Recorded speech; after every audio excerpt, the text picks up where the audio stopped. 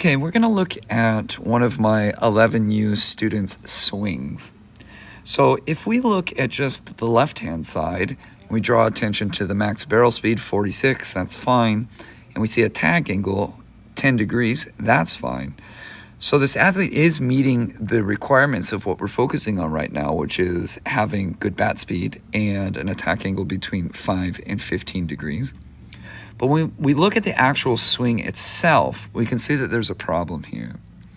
You notice that kind of right where the contact line is, which is in red, you notice that we have this kind of pronounced hump, like a rainbow just before the contact line, and then it actually goes down after the contact line. So this is what a quote-unquote rollover will look like in a smart bat attachment. So when we hit the ball, what we want to aim to do is we want to aim to be palm up, palm down at the point of contact and a little bit beyond.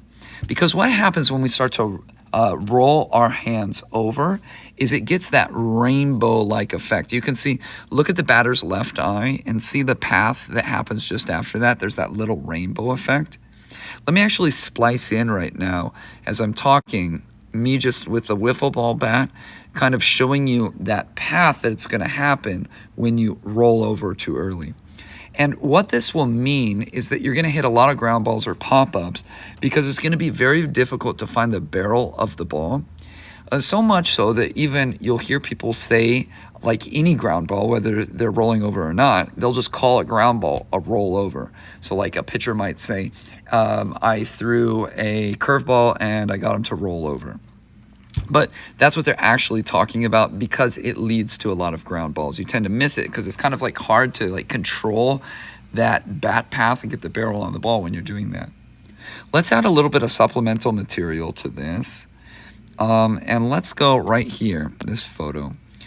This is Pujols, and we can see right at contact, you see how his right hand is palm facing up and his left hand is palm facing down right at the point of contact. This is going to allow you to have a smoother bat path right at that critical area, right where we're hoping to make contact with the ball, and we won't get any crazy movements with the bat. Here's another one. This one's really good because we have video. Look at the palm up, palm down. And then at the end, like well after the swing has already taken place, after the ball, right there, the rollover starts. Like if you can prolong that for as long as possible and be palm up, palm down all the way through the conceivable points where you're going to hit the ball, that bat path will be a lot smoother.